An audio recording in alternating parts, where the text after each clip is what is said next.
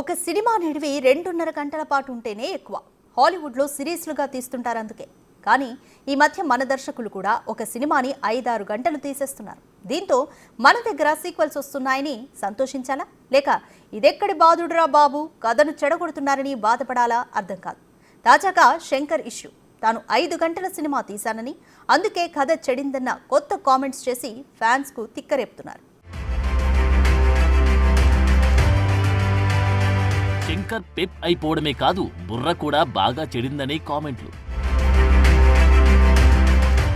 ఆయన ఎంత తీస్తున్నారని fans గుర్రు. Game changer 5 గంటలు తీశానని కట్ చేయడం వల్లే కథ చెడిందన్న డైరెక్టర్. ఇదెక్కడి విడ్డూరం, ఇంత పెద్ద డైరెక్టర్ ఒక టైంలో 2 క్లాసికల్ కమ్ మాసివ్ హిట్స్ ఇచ్చిన దర్శక బుర్ర ఇలా చెడిపోయిందేంటి? ఒక సినిమా ఏకంగా 5 గంటలు తీయడమేంటి? ఇది ప్రస్తుతం చెర్రీ అభిమానగణాన్ని వేధిస్తున్న ప్రశ్న.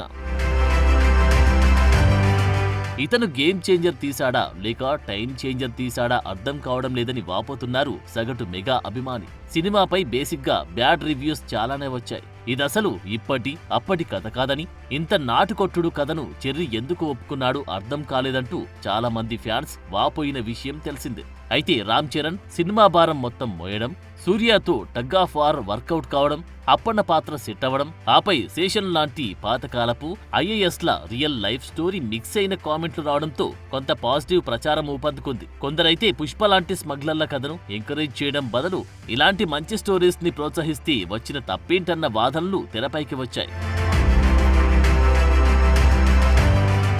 మొత్తంగా శంకర్ మీద వచ్చిన ఆరోపణలపై ఆయన స్వయంగా స్పందించడంతో ఇప్పుడు కొత్త చర్చ మొదలైంది. ఇప్పటికే శంకర్ 450 కోట్ల భారీగా బడ్జెట్ ఖర్చు చేయించాడని, వడ్డీలు కూడా 100 కోట్లు అయ్యాయని, దిల్ రాజుకి పెద్ద ఎత్తున దెబ్బ వేశాడన్న విమర్శలున్నాయి.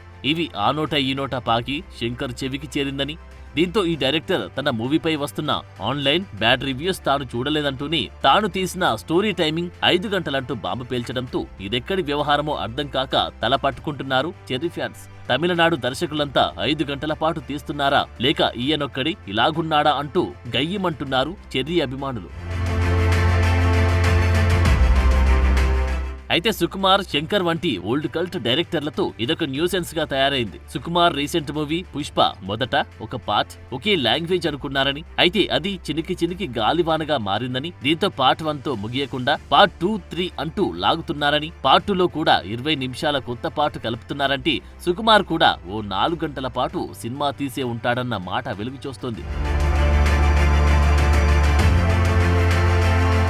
ఇది ఇలా ఉంటే ఇలాంటి పార్ట్ మిక్సింగ్ కావాలని చేస్తారని, ఆ 20 నిమిషాల్లో ఏముందో తెలుసుకునేందుకు రిపీటెడ్ ఆడియన్స్ వస్తారని, అందుకే ఈ దర్శకులు ఇలా చేస్తున్నారన్న మాట కూడా ఇండస్ట్రీ వర్గాల్లో వినిపిస్తోంది. సుకుమార్ 20 నిమిషాల కొత్త పార్ట్ లాగానే శంకర్ కూడా ఓ మంచి పాట లేపేశాడని, ఇదే పెద్ద తప్పనుకుంటే ఇప్పుడు 5 గంటల సినిమా అంటూ కొత్త పాట పాడుతున్నాడని, స్టోరీ బాగాలేదన్న టాక్ కి ఈ కామెంట్ తో ఆయింట్మెంట్ పూయాలని చూస్తున్నాడని బగ్గుమంటున్నారు మెగా అభిమానులు.